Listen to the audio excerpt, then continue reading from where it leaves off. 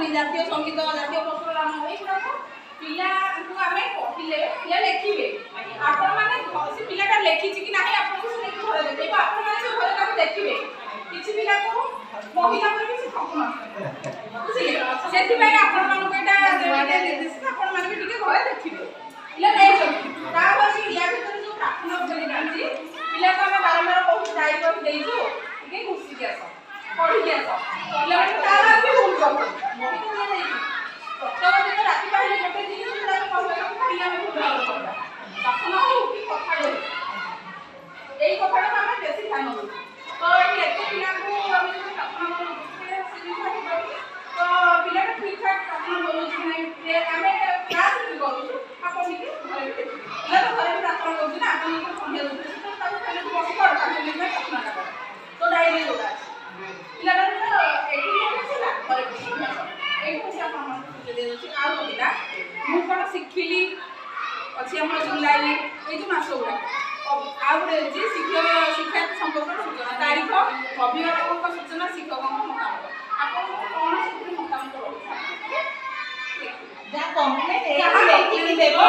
ଆପଣ ସବୁଦିନ ଆସିପାରିବେ ସମ୍ଭବ କି?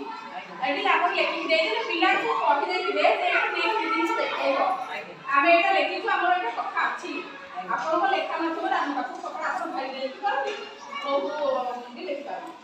ଆପଣଙ୍କ ପାଖରେ ଆମ ପାଖକୁ ଏଇ ଲେଖା ସେଇଠି ଆମେ ଶିକ୍ଷକଙ୍କ ମତାମତ ଆମେ କ'ଣ ଲେଖିବୁ ସେଇଠି ଆମେ ହଁ କିନ୍ତୁ ପିଲା ଆସିକି ଆପଣଙ୍କୁ କହିବା ପାଇଁ ଦରକାର ମୋର ଏଇଟା ଅଛି ଆମ ମା ମୋ ବାପା କି ମୋ ଦାଦା ଏଇ ଜିନିଷଟା ହଁ ପିଲାଙ୍କୁ ଦେଇନାହାନ୍ତି ଆମକୁ ସେଇଟା ପାଇଁ ମାନେ ଟିକେ ଯିବେ ଏକା ଜିନିଷ କେବଳ ନବୀନ ସରକାର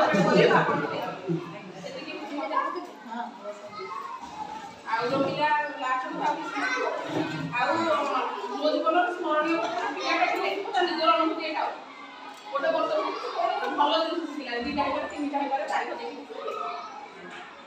ଆପଣ ବି ଆମେ ବି ସମସ୍ତେ ଦେଖିବା ଯେ ପିଲାଟା ଆକ୍ଚୁଆଲି ସେ